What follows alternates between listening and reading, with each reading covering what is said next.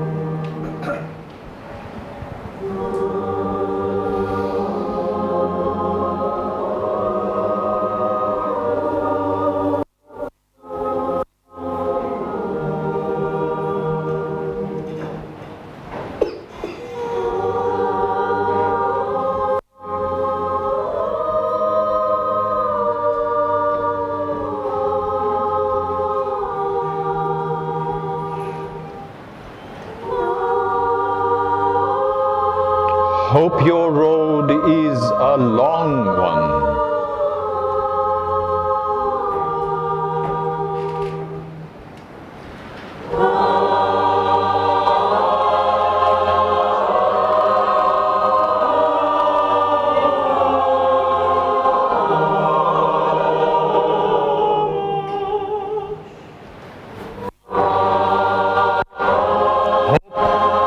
Your road is a long one.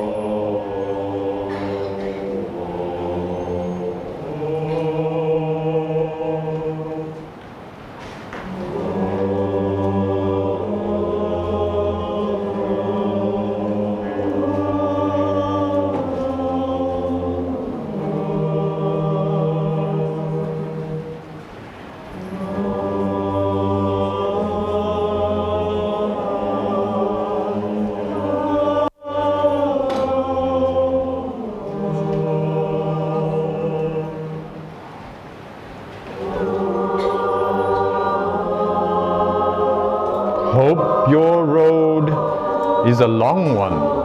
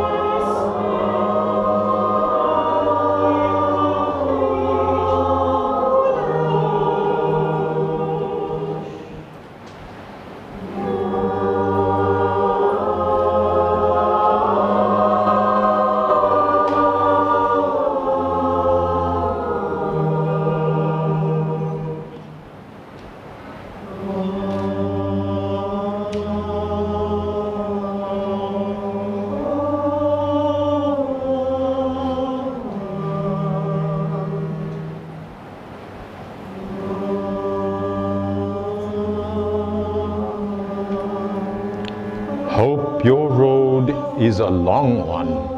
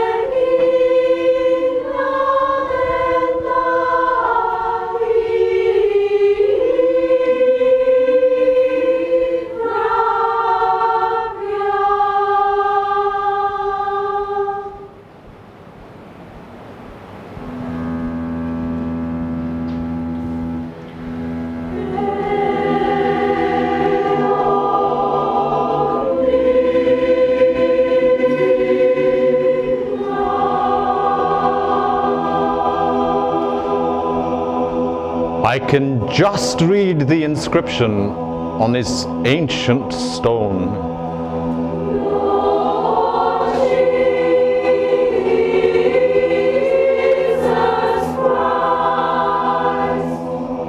I make out a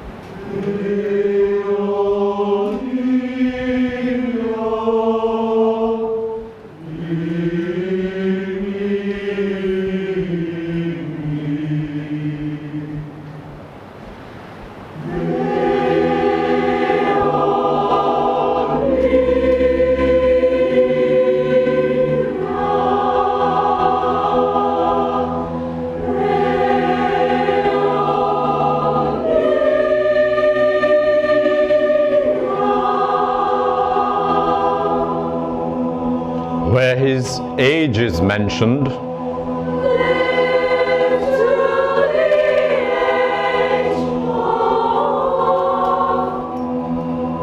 The capitator shows that he went to sleep a young man. In the corroded part, I see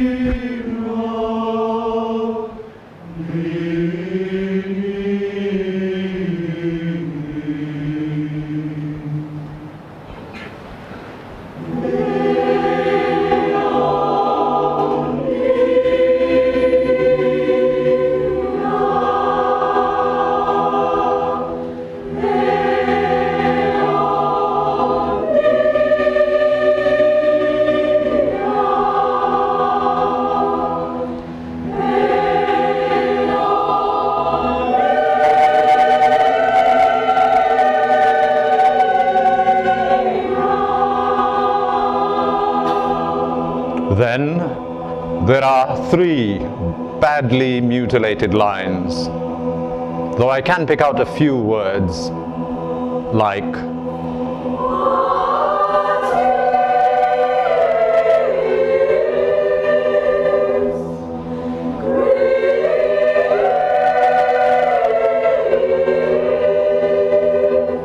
then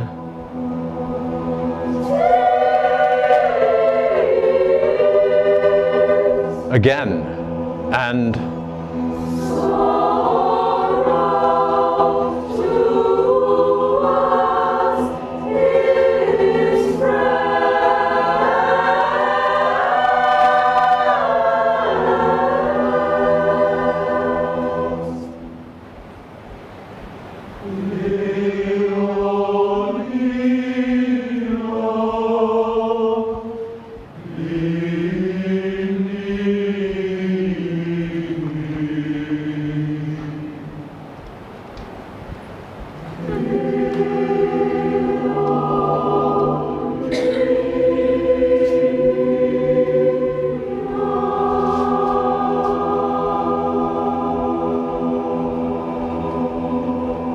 I think Lefkios must have been greatly loved.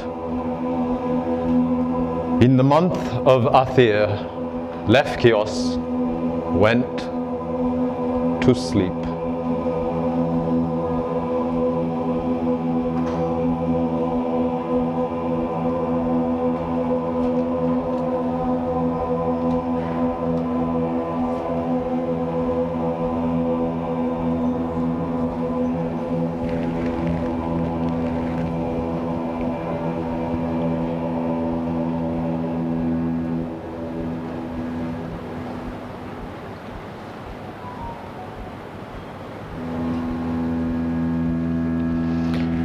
As you set out for Ithaca, hope your road is a long one.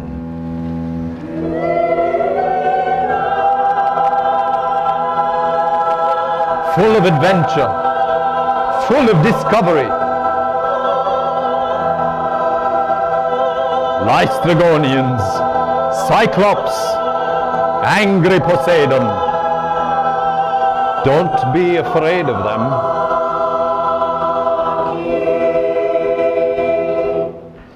You'll never find things like that on your way.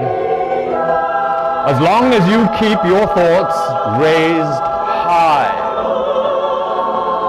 As long as the rare sensation touches your spirit and your body.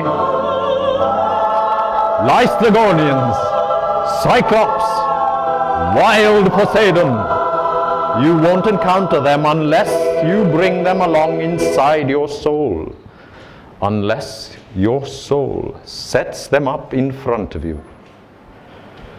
Hope your road is a long one. May there be many summer mornings when, with what pleasure, what joy, you enter harbors you are seeing for the first time.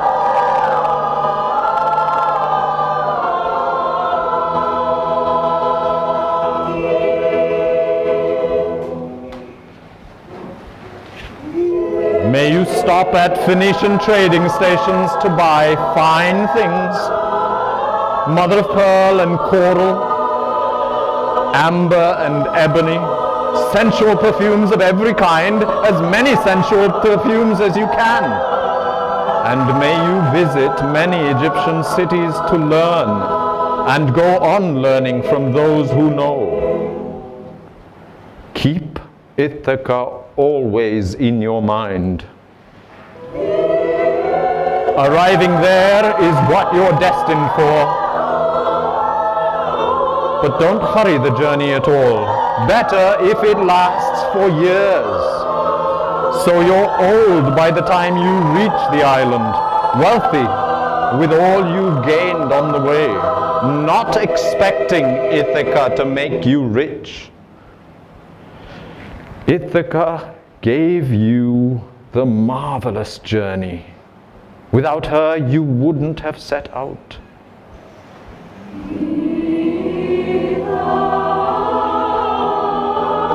She has nothing left to give you now. And if you find her poor, Ithaca won't have fooled you. Wise as you will have become, so full of experience.